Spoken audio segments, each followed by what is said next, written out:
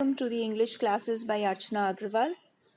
Today we are going to do chapter 4 for class 12 from the book The Vistas. The chapter is The Enemy, written by Pearl S. Buck.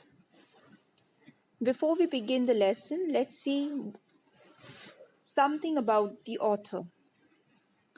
Pearl S. Buck was a well-known novelist. He was born of American missionary parents. Her first playmates were Chinese children, and she could speak their language before she mastered her own. My Several Worlds is her famous autobiography, and her novel The Good Earth won the 1932 Pulitzer Prize. She was the first American woman novelist to receive the Nobel Prize in 1938. She became known for her books, which deal sympathetically with life in China and war. The story, The Enemy, highlights the triumph of human values over the feeling of animosity. Now, if you see the story, I'll just give you a little background of the story. It is actually the time of World War, Second World War, and an American prisoner of war is washed ashore in a dying state and found at the doorstep of a Japanese doctor. So, this American soldier had escaped from the warship because he was kept as a prisoner, and while escaping, he had been shot. And he's washed with the water, and he reaches the shore, which is very close to a Japanese doctor named Dr. Sadao Hoki. Now, Dr. Sadao Hoki himself is a Japanese, and this is an American prisoner. So, there's a lot of dilemma for the doctor whether he should save him as a doctor or hand him over to the army as a patriot. So, the doctor is in a dilemma. Now, let's begin with the lesson. Dr. Sadao Hoki's house was built on a spot of the Japanese coast where, as a little boy, he had often played. The low square stone house was set upon rocks well above a narrow beach that was outlined with bent pines. As a boy, Sadao had climbed the pines, supporting himself on his bare feet, as he had seen men do in the South Seas when they climbed for coconuts.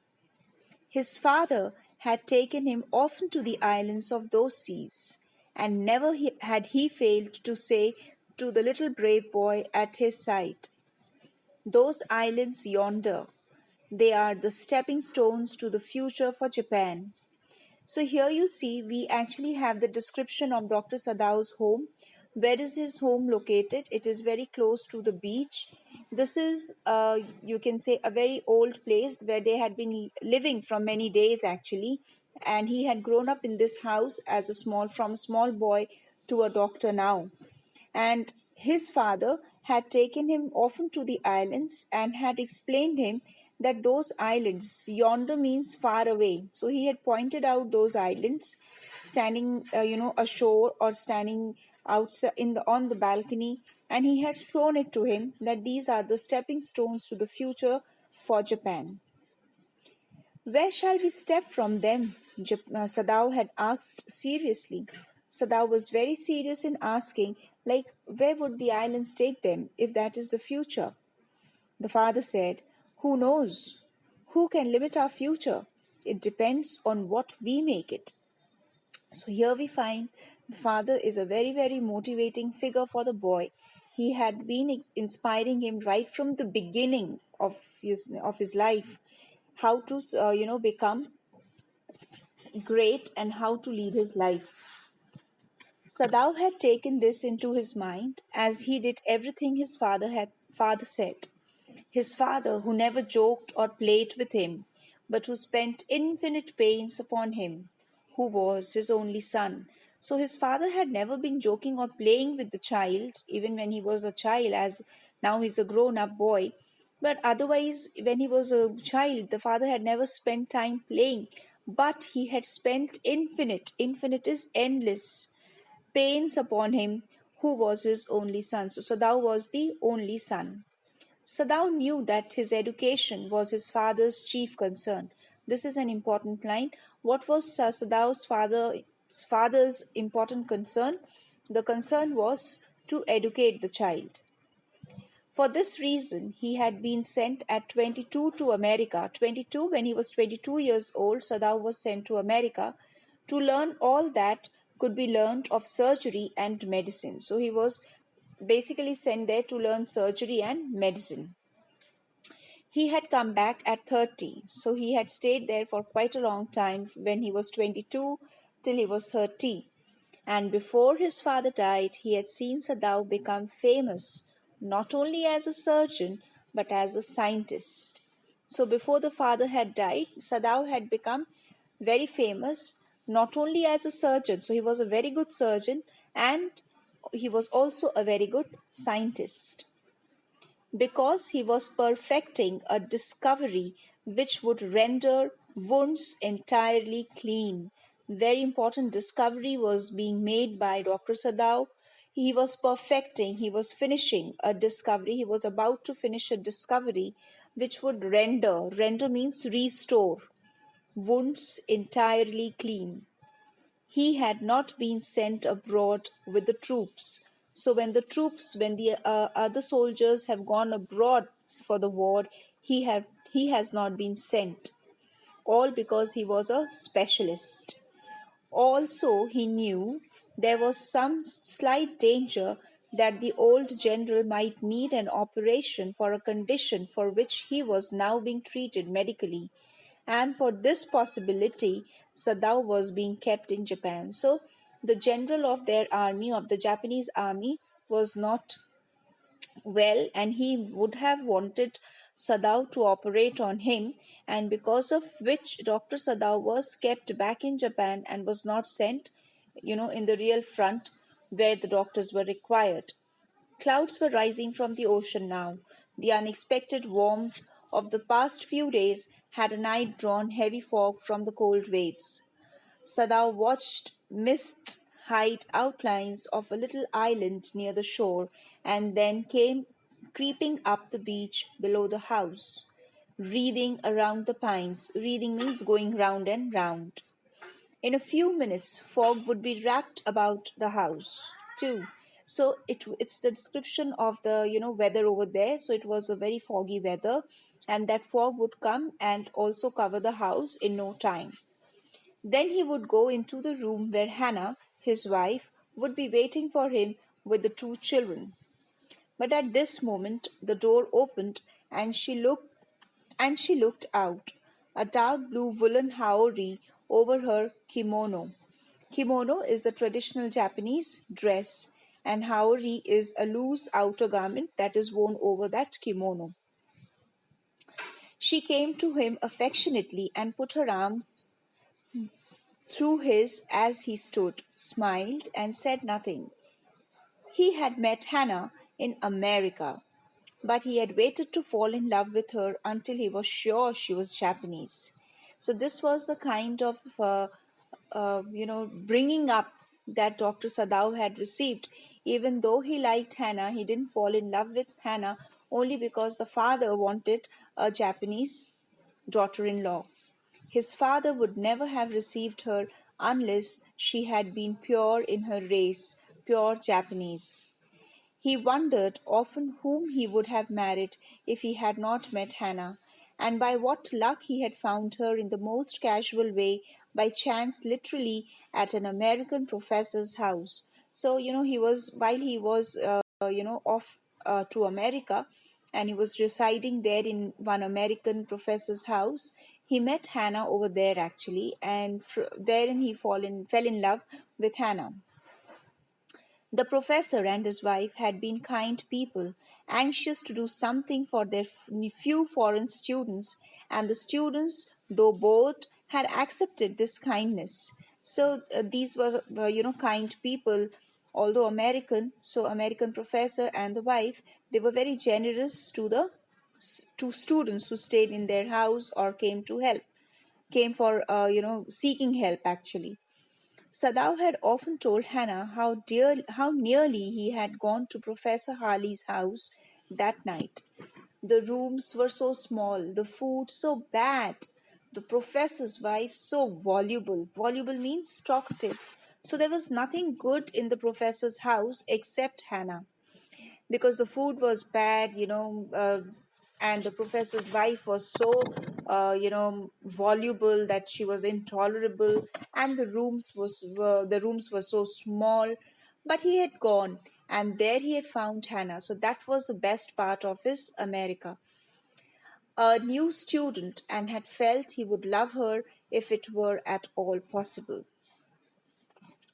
Now he felt her hand on his arm. So this is a beautiful technique of the writer, where she takes you back and brings you back to the present. So what we were studying about America and Hannah and all that, that was the past, and that is being explained in such a beautiful way, and automatically and very spontaneously you are brought back to the present time.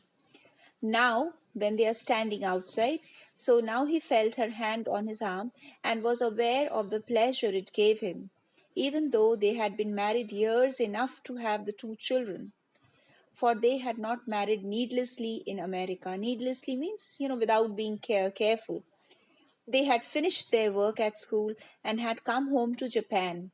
And when his father had seen her, the marriage had been arranged in the old Japanese way.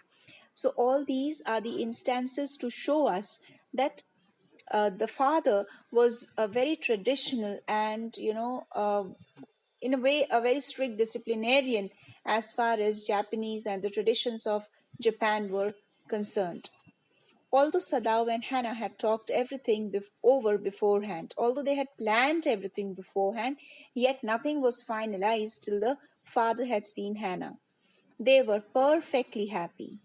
She laid her cheek against his arm, but the married life was, a very, very fortunate, a very happy life for both of them, and both of them were very happy.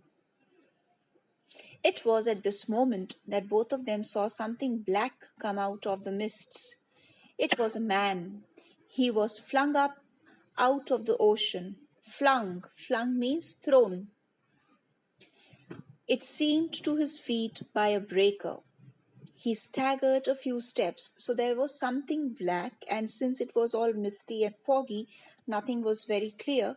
So they found that this figure was coming staggering out a few steps, his body outlined against the mist. But there was some outline, although the mist was, dense, the fog was dense, yet they could see a human figure. His arms above his head. So, arms above his head means surrendering position. Then the curled mists hid him again. So again the mists curled and wrapped him, and he was again concealed. Who is that? Hannah cried. She dropped Sadao's arm, and they both leaned over the railing of the veranda. So something curious, something, they were now trying to figure out what was that, who was that. Now they saw him again. The man was on his hands and knees crawling. Then they saw him fall on his face and lie there. So then he was probably unconscious, and he lay there. A fisherman, perhaps, Sadao said, washed from his boat. So Sadao has his own, guess. He says that probably it's a fisherman. He ran quickly down the steps, and behind him Hannah came, her white sleeves flying. A mile or two away on either side there were fishing villages, but here was only the bare and lonely coast, dangerous with rocks. The surf beyond the beach was spiked with rocks. Spike means like thorns. So the rocks were very, very sharp and hurting. So this man had been washed ashore, so must have been injured badly, if not by by the water, but by hitting against the rocks. Somehow the man had managed to come through them. He must be badly torn, badly wounded. They saw when they came toward him that indeed it was so. The sand on one side of him had already a stain of red soaking through.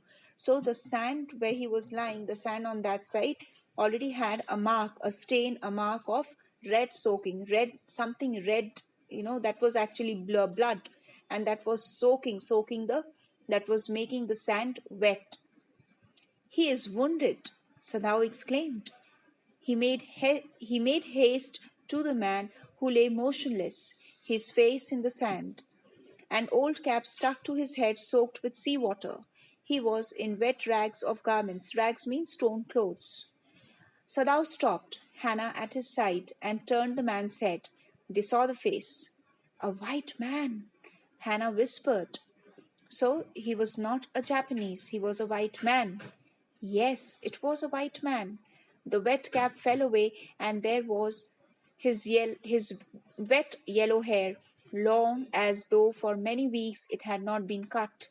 So this shows that probably this man has been has not led a normal life for many months or days, and upon his young and tortured face was a rough yellow beard. So this yellow hair and yellow beard actually signifies bald, that probably he was not a Japanese, surely he was not, rather he was unconscious and knew nothing that they did for him. Now Sadao remembered the wound, and with his expert fingers he began to search for it. Blood flowed freshly at his touch. On the right side of his lower back, Sadao saw that a gun wound had been reopened. So there was a wound on his back. The flesh was blackened with powder. So when there was a bullet that had entered his body, the outer part, the skin had turned black. Sometimes, not many days ago, the man had been shot and had not been tended. Tended means attended to.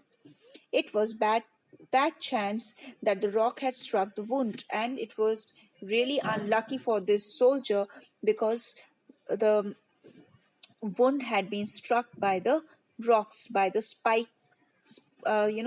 rocks. Oh, how he's bleeding! Hannah whispered again in a solemn voice. Solemn means serious voice. The mists screened them now completely, and at this time of the day no one came by. The fishermen had gone home, and even the chance of beachcombers would have considered the day at an end.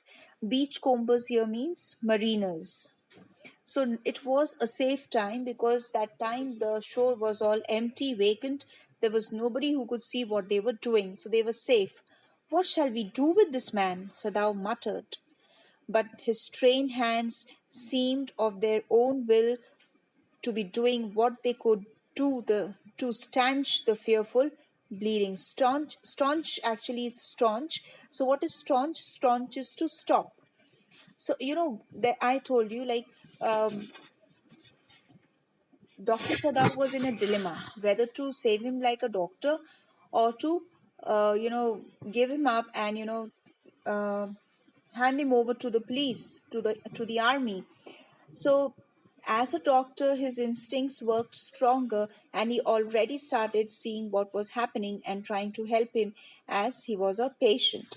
He packed the wounds with the sea moss that strewed the beach. Strewed means covered. So he knew what would stop the bleeding immediately. So he picked up some moss from the sea and he immediately tried to cover the wound of the soldier.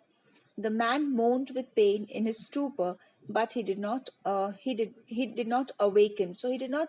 The soldier, the American soldier, actually did not wake up completely, but yeah, he could feel something happening. So he moved a little in his stupor, and again went back to his unconscious state. The best thing that we could do would be to put him back in the sea, Sadao said, answering himself.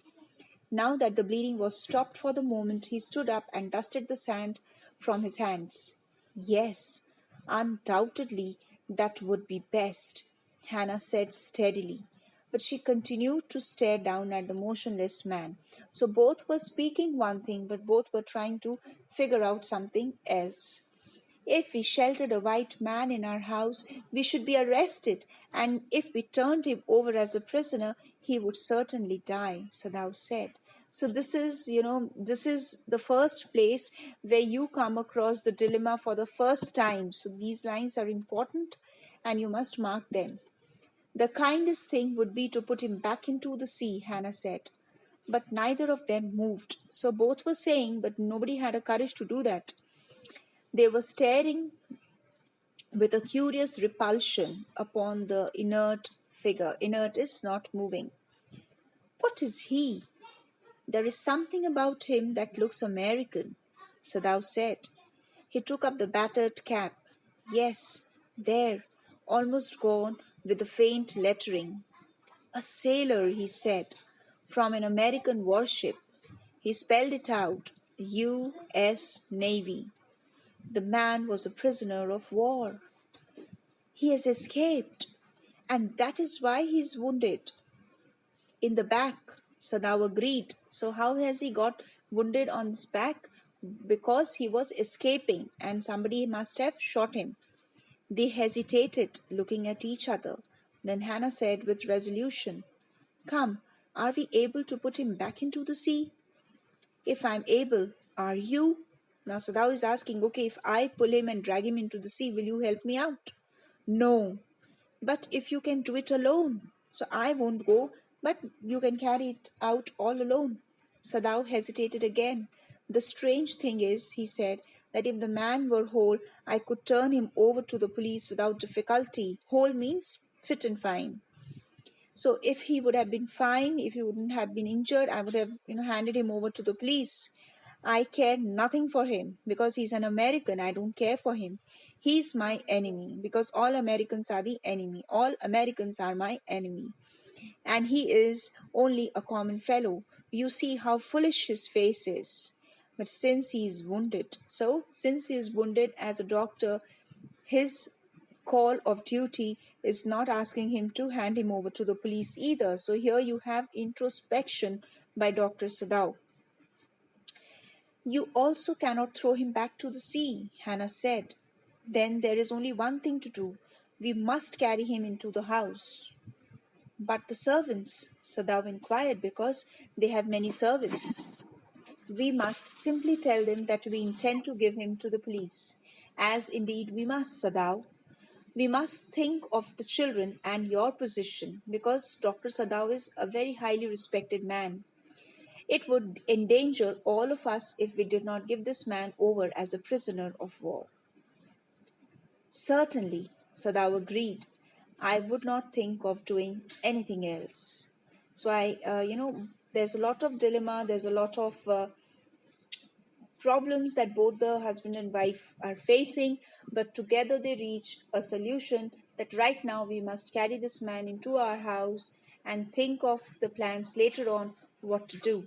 So, till here for this class, we meet in the next part of the chapter.